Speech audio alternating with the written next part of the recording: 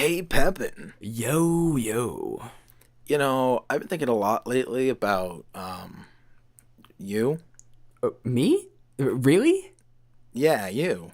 Aw, man, that's so adorable. Yeah, I mean, I've been thinking about, all of the questions that I've asked myself, and every time I ask myself something, the first thing I think is, what would Pepin think? Really? That's kind of weird. Yeah. WWPT, you don't think that? I mean, makes sense. I mean, people should be asking that, but not you, Steve. Well, I'm got a bumper sticker on my car now that says WWPT. But people think it has something to do with physical therapy. But I every week I come out and I say you're my best friend, but do I really know you? Um, yeah, I think so, right? I don't know. Sometimes I wonder, and I wonder like, how can I get to know this guy a little bit better? Like, is there 30 questions or something that I could ask him that would make me know him better? Well, yeah, I think something like that, maybe, but I think the biggest solution here is we need to talk.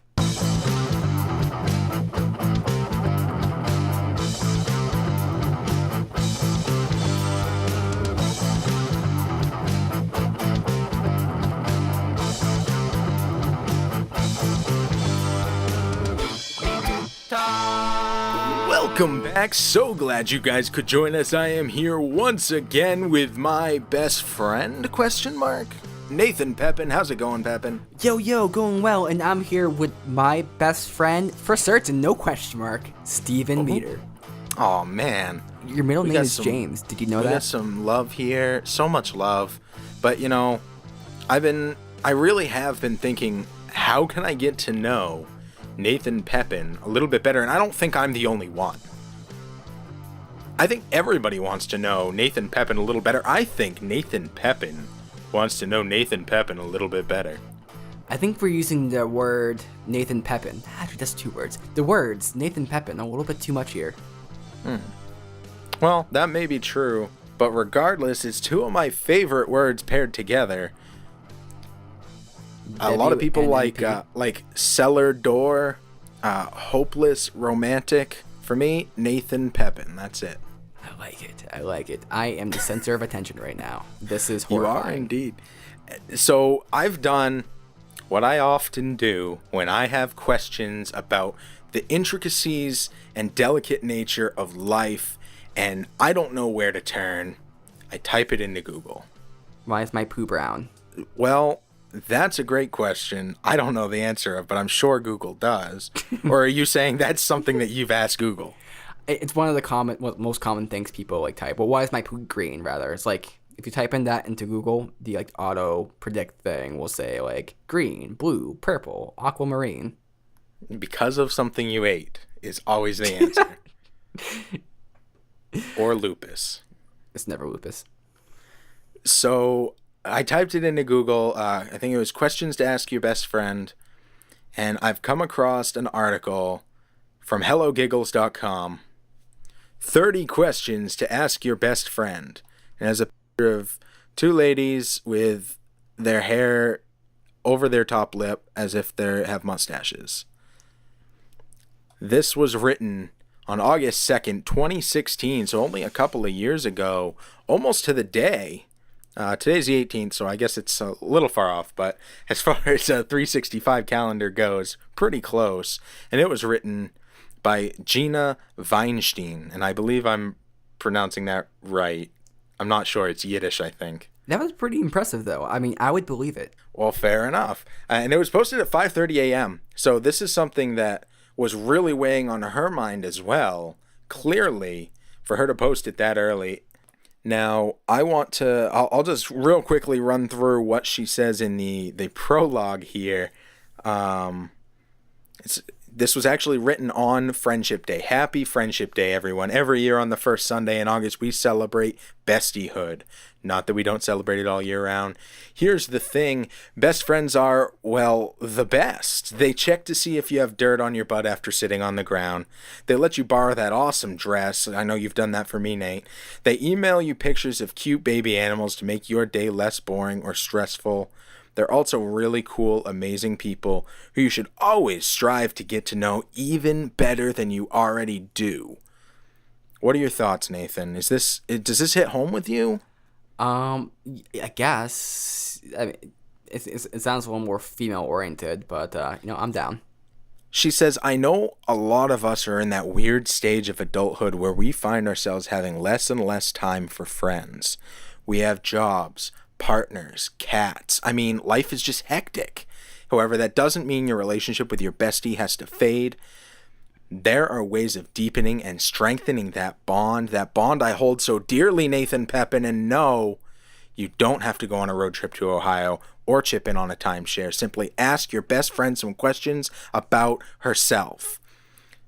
So maybe this is female-oriented, but we're going to keep moving.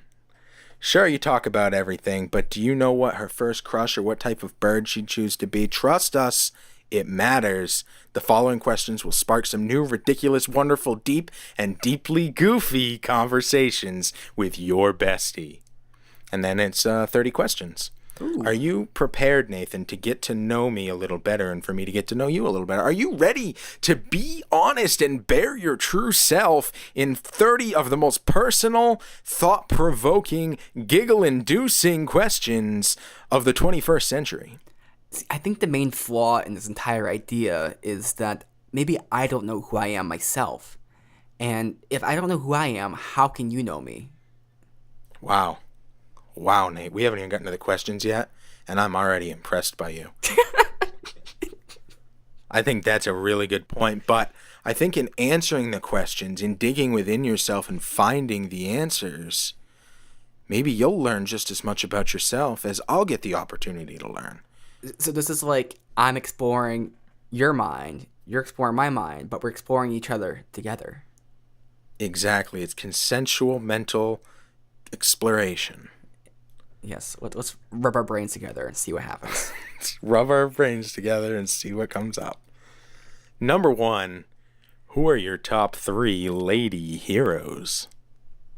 Number 1, Leslie Knope. Oh, the fictional character from Parks and Recreation. Yep. I like that she looks up to women. Oh, okay. That's what you like most about her, is her affection for strong female roles. Yep. And she's also funny and just great. I think she's kind of cute with Ben, so I think it makes sense. Okay, all right. Now, what's your thoughts on her being the female Michael from The Office? Well, so that's what she was in the first season, and then later she kind of became her own character, and she was differentiated enough. I mean, I think she's far different than Michael, character-wise, but the first season, that's how she's played off. I will definitely say that. Okay, fair enough. So my first would be Betty White. I mean, who doesn't love themselves some Betty White? Okay. She's crass, she's brash, she's full of ass and sass, and she's in your face. But she's also a lady at the same time. It's amazing how she can walk that line with such confidence. And I mean, she's a female role model for sure, and she's a role model for me too. Mm-hmm. I've heard a lot of good things about Betty White. I really don't know who she is I know who she is, but I don't really know her very well. I've seen some things which she's in, but I don't know enough about her. But that is very intriguing. Who is your number 2 of your top 3 lady heroes? That would be April Ludgate. Is this another character from Parks and Recreation? It kind of is, yeah. So to be honest, though, April Ludgate / I just forget the actress that plays her. Aubrey Plaza. That's right, Aubrey Plaza. How can I forget you? Aubrey Plaza. That's my answer, because they're essentially the same person. I like how she's just courageous and will speak her mind without caring. There's a whole story. I might not get this right, but there's an interview, or rather an audition for like the Dirty Grandpa role, and for a role in Dirty Grandpa, and she went in there, just flashed him, and got the role. I mean, that's great. I mean, I love her. That is pretty good, and she is really funny, and I think she kind of breathes new light into the millennial generation, the Tumblr, the people who are on Tumblr. I think that they're kind of her. You know, a lot of her fans come from there because it's a culture that doesn't get much play in the public eye. So with Leslie Knope, is it actually Leslie Knope that you like, or is it Amy Poehler? It's Leslie Knope. Okay, so you don't like Amy, just to be clear. Amy's fine. There's nothing wrong with her. I think her character is better than herself, the actor that plays her. Okay. All right, so my second would be Carrie Fisher. Princess Leia being her most popular role. Did she die? She did indeed. But she's such an inspiration to fight through mental disorder for so long and still drive herself and others around her to be the best that they can be. She suffered from bipolar disorder, and she's just an inspiration in general. She once again, she was that feminist line of being smart and successful in how she defines, being successful, not in how society does, while also being sexy at the same time, which for what it's worth, I think that's a big part of feminism in nowadays. And as a straight white man, who knows better about feminism than me? You're coming out with all the names I don't know much about. If your third answer is Ann Perkins, I'm gonna be pissed, Nate. Sacha Baron Cohen. Oh, okay. Talk to me about that. I think she's just wonderful. Why is that?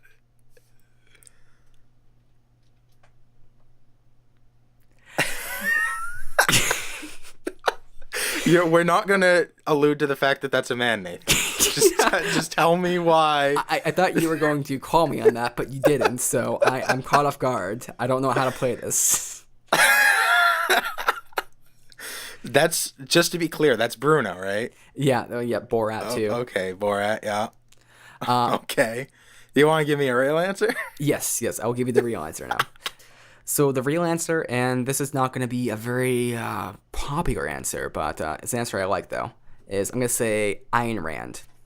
Oh, okay. Talk to me about that. Atlas Shrugged. Yeah. So I think that she gets a lot of negative criticism, which I think is completely valid as well. But at the same time, she was doing things that, wasn't very popular as far as, like, say, women doing. And she was kind of, she knew Russian. She was Russian. She came to the U.S. She didn't know English. She learned English, and she wrote some of the, like, best-selling books in the world, like, in a language she didn't even know how to speak, initially. And she came up with this whole philosophy, gained huge recognition. She did a whole ton, and she's very, very smart and very, very, the way she conducted herself was very interesting. Now, she did start going crazy, and part of the reason was, they're prescribing meth a lot for, everything. As you do. Lots of crazy drugs.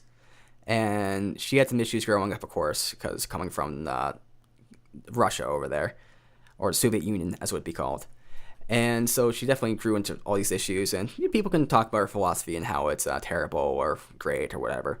But I think she's still, kind of inspiration in that kind of way, because she didn't even really pay attention to the social kind of standing around her, and she just kind of did what she did. And she's also just very strong and fierce. On the same kind of level, Madame Curie. I think she's also kind of on the same... Nathan, don't steal my third answer. Was that your third answer? It's my third answer. Madame Curie. Well, because she didn't give a fuck. That's the thing. She just kind of, yeah, I'm a scientist studying radiation. This is what I do. Oh, here's something I found. I'm sure there's more to it than that. I'm not, trying to but she was, perpendicular to the current social dynamic, where she's not necessarily pushing against it. I mean, she is, but it's just she was such a great figure that she just kind of blew it out of the water. She's just that good. She was, and I mean, she died for her cause. I don't know that she knew necessarily that the radiation would kill her eventually, but regardless, that was a sacrifice that was made in the name of science. Whether intentional or not. Madame Marie Curie was my third. Now I see a lot of the positivity and the optimism of the Leslie Knope and the The sassiness and a lot of times deadpan of Aubrey Plaza, and of course the intelligence and the love of Russian women of Ayn Rand in you, Nathan Pepin. So I think that's a great dichotomy. Yeah, and also I'm going to be like very honest. I'm being serious about like really liking those characters, or those people rather. I think they like I'm sure there's better people to choose than those two people, but there's something about Leslie Knope as a character where I'm not sure if people have really like seen the show. It's a very popular show, but the way she is just honest with herself, and she has a particular mindset and certain goals, and she's the way she just conducts herself, I think, is kind of enigmatic. It's just very, very good. Like, she's a well-written character. She's strong, independent, and she has flaws. She knows what she's doing. I don't know. I don't think maybe it's appropriate to use a fictional character, but I think that's my idea. I think it's honorable. Let's get to question two. This is going really well, Nate. I feel like I know you a little better. Oh, really? When you were little, what did you want to be? Let's say before middle school, before fifth grade. What did you want to be? I didn't really have a conception of like being anything. I mean, You didn't have like school projects or something where they made you say what you wanted to be when you grew up? I think I made up answers. Like, okay, well, what'd you make up? I think That's okay. First off, that is such a Nathan Pepin thing to do. Is to be like, I don't know. So you literally just make something up. You're like, this sounds right. yeah, well, kind of. I mean, I'm not like I'm not gonna say I was a very smart like fourth grader or whatever I was, but I've always had the kind of mindset like, I don't know, like my mind will change by the time I'm that age. How am I gonna know that at this age? Like, I'm not in that like impermanence of thinking I'm always gonna be the same person. The most pragmatic fourth grader in history. Yeah.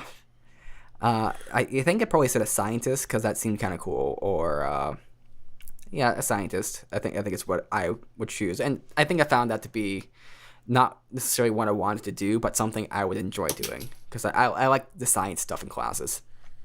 That's fair. I think your pragmatism in realizing that what you really want to be now would be an unrealistic expectation, and there's that you as a person, as an individual, were going to change, is somewhat mirrored in my answer, because mine was the opposite end of the pragmatism, where I chose something that was super realistic, like overly realistic to the point where nobody else would ever say it. In third grade, I still have a project that I did where I said what I wanted to be when I grew up was a middle-level business manager. Really? Yes, absolutely. Oh my god, dream achieved. Yeah, and that's where I'm at now, so it's perfect. Who knew at 27 I'd be living my third grade dream? And one of the things I said in it was, and my employees will not take many days off, but that's okay because neither will I. Damn. In third grade, how realistic how boring of a little kid do I have to be to make that my answer? Did I go to school every day in a fucking suit and tie? I don't think that's boring. Rather, I think that is... What the fuck was up with you? I mean, that's strange. My lunchbox was a briefcase. I could see that. I had a 3-ring binder for my 3-ring binders. You had a 3-ring binder for your 3-ring binders. That's poetic. Yes, they were all in one giant 3-ring binder. I like this. Well, the second two things were fake, but everything else is 100% true. You like, I'm a little bit surprised. Though maybe not too surprised, because I think your dad is like a mid-level manager. Not anymore. He's I mean, at the time, he's though, like the production manager for the entire area. Like, he's not the president, but he's pretty much just below it. But at the time, he was like a Oh yeah, for sure. Yeah, so maybe that's part of what you saw. Oh, absolutely. I think I mentioned my dad in it, that pretty much Hmm. I just wanted to do whatever he was doing. It was just fascinating to me that it wasn't like baseball star or like something like that. It was a business manager in third grade. Who says that? Yeah, yeah. Question 3. Who do you think should run for president in the next election? It technically says in 2 years, which I think it's, what, 3 years? 3 years and a couple months or whatever? Yeah, we had our whole like election talk like a few episodes back, but I think I've changed my mind, and I definitely think Dwayne Johnson should run for president. I would vote for him. Oh, The Rock. Not because like I think he'd be a great. I think he's a great leader, but not because I think he would be a great president. But it would just be funny as fuck. Okay. Like he would like rock bottom other nations. Wait. You think he would rock bottom other nations? He would be the second sitting president to ever meet with Kim Jong Un and the first to lay the smackdown. Can you smell what the Rock is exporting? It's American steel. Oh man. Yeah, and he's considered it too. There's been some interviews where he gets asked a question, and he's like, it'd take a lot of schooling and stuff, but it might be something I'm willing to do and consider in the future. But he's extremely charismatic, and people would like him. I'm not sure how good he would be with negotiation and understanding foreign policy, but you could say the same of like most any person. It's just if they have the ability to export those questions to the proper people. Does that mean that the bald eagle will no longer be the symbol of America, but rather the Brahma bull? Oh damn, that's good. Nate's running around getting the signs ready. This is amazing. My answer would be Jon Stewart, former host of The Daily Show for like 16 years. He did that, and that was of course satire and comedy, but I think in reality he is so clued into what's really going on in the political landscape and how to fix a lot of things. And I mean, he'll say himself, I've heard interviews where he says, I don't claim to have all the answers, but I just know what's right and wrong. And I think that's really what we need. And I think that he would be much more on the liberal end than a lot of other candidates. And of course, he fits the qualifications of being American born and over 35. And a white man.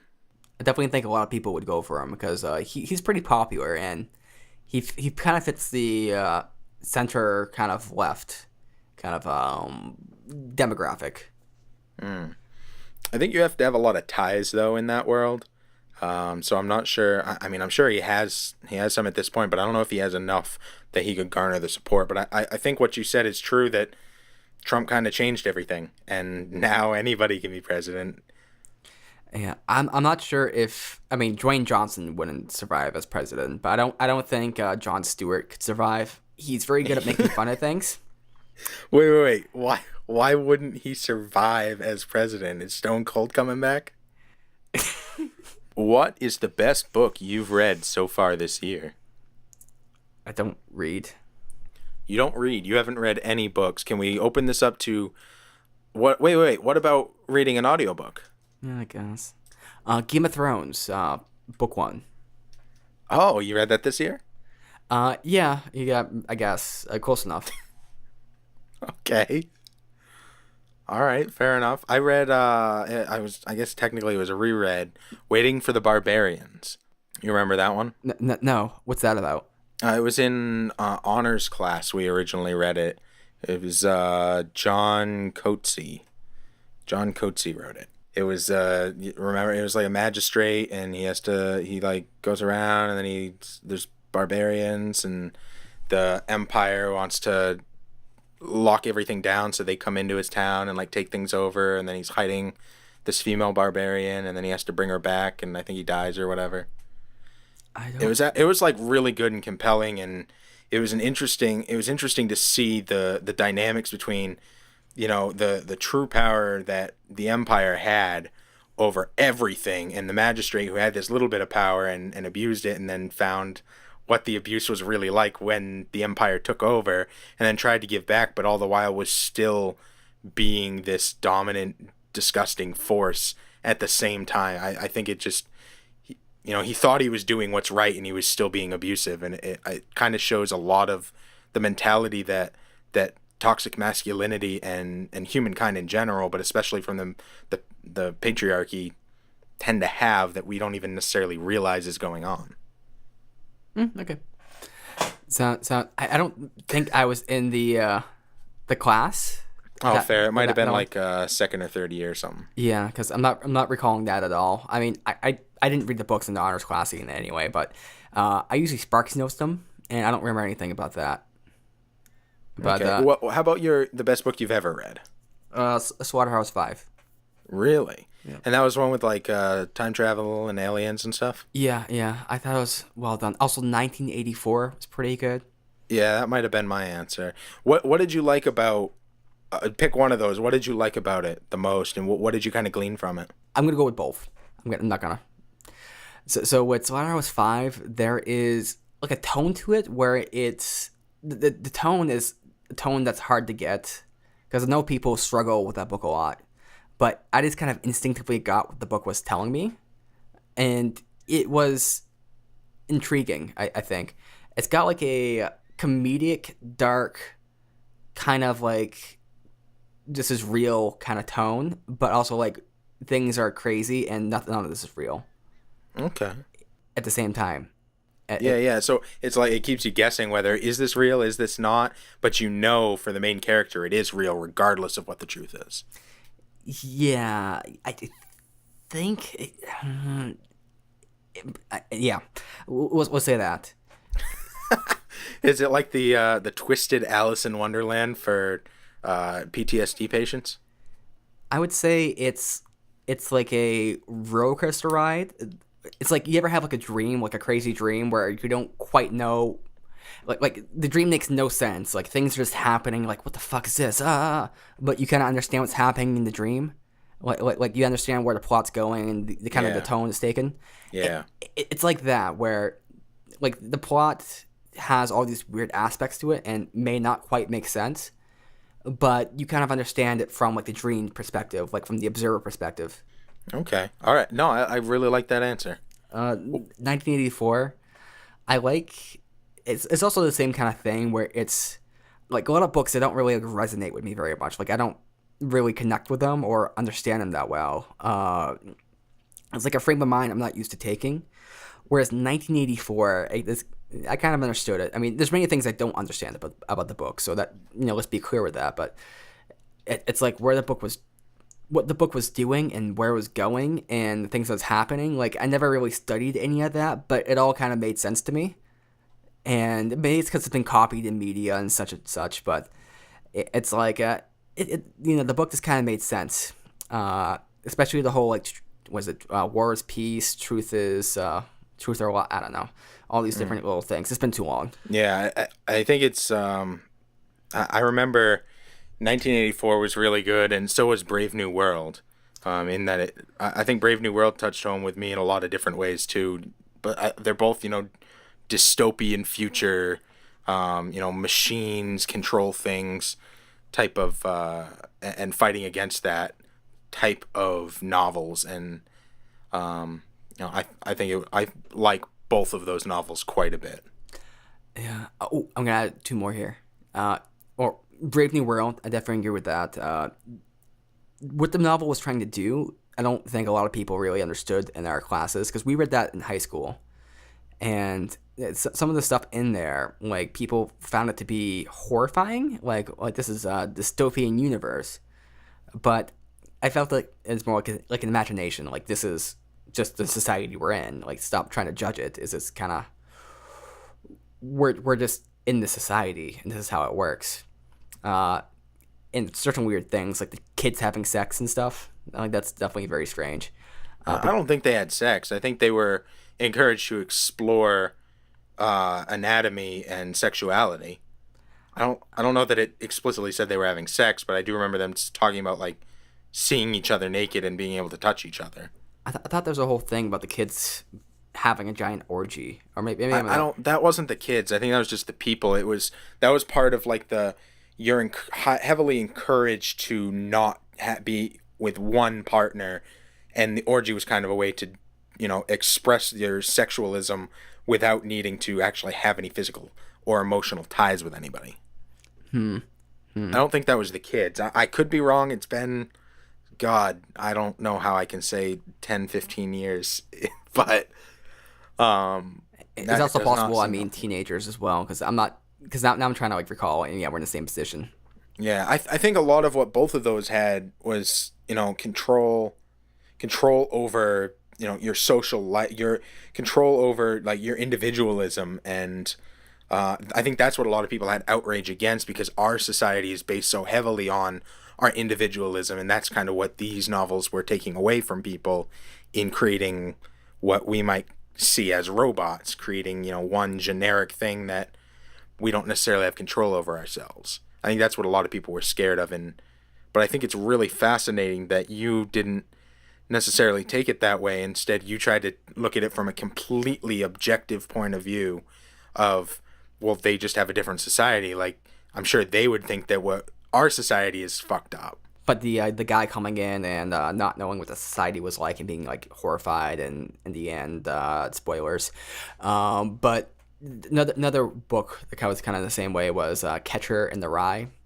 That book I felt pretty strongly about because I think it's because some of the stuff that Holden kind of was dealing with in that book I was going through myself at the time. Not quite like the same subject matter necessarily, but it's I really didn't like the way that book was taught because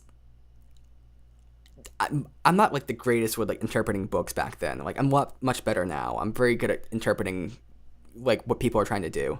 But back then I wasn't that great. I always misinterpreted books especially. But this book, like I was being told one thing about the book, and I'm like, no, that's not right. That doesn't sound right to me. Like that's not what I got when I read it, and I still feel like I was right and the teachers were wrong about this one. And you're probably right. I mean, art's there for interpretation. I think the phrase is art in a vacuum is nothing. Like that's what it's there for, and you interpret it one way, and I think there's no way anybody can really tell you you're wrong if you're on it being honest. I think you can be told you're wrong, but this is how I see it. Because I think you have to look through the lens of the person. So like most people are seeing Holden through the lens of like watching that person in real life, right? So people don't really identify with the character; they're trying to understand the character. And if you see someone kind of acting in those ways that he did in the book, like how do you form a kind of a perception of him? And most people kind of see, the takeaway from our teacher was, he's just someone who's stuck in the past and needs to grow up. This is what he needs to do. And that's kind of like the outward perspective, whereas someone who's more able to identify with him kind of sees the struggle and they kind of talk about that instead.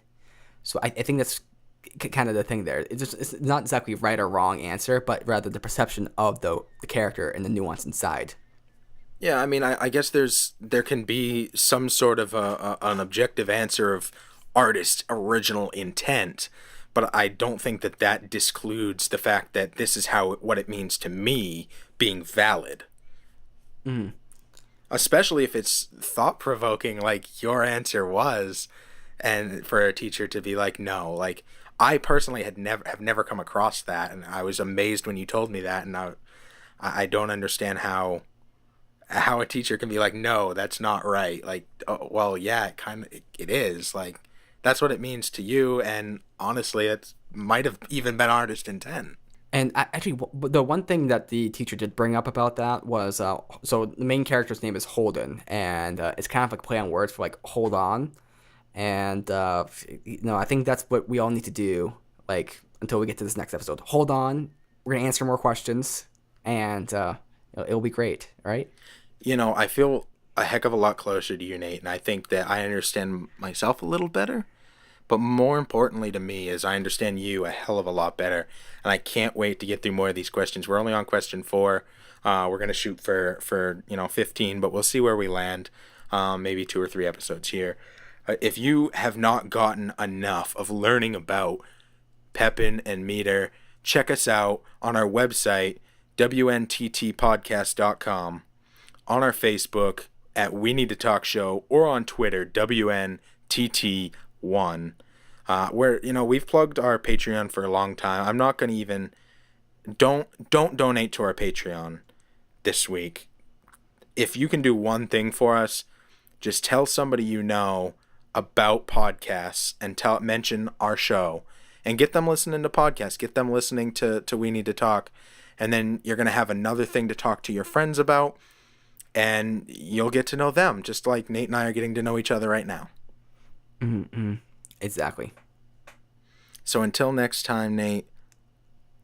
Because next time... Wait, no. Well, next time we're going to be answering questions, or asking questions, or... actually, what did it say right there? Death, Pepin question, nationalism, selfishness. We didn't do selfishness yet, but man, we got a lot of things that we need to talk about. Hey, Pepin. Yo. Do you usually subscribe to entire podcasts, or do you look for specific topics? Well, I try using the search function on my podcast player on my phone. It doesn't work too well. Try using Google. Google, it's not really set up for it, so I honestly have trouble. Why don't you just use Listen Notes? Listen Notes? What's that? It's a search engine for podcasts that doesn't just search for the terms you're looking for in the title of the episode or the title of the podcast, but from inside the episode itself. Meaning if you're looking for a specific topic, you can find specific podcast episodes that are about that topic. That sounds a lot easier than spending the hours and hours I have just trying to find the exact right keywords to actually get it to bring up the episode. I mean, usually I just get like a million how to start your own podcast articles. It's really annoying. So that sounds a lot better. Exactly. When you're looking for something to listen to, just go to listennotes.com, type in a topic you're interested in, and you'll get instant gratification, useful results. That's listennotes.com. Check it out now.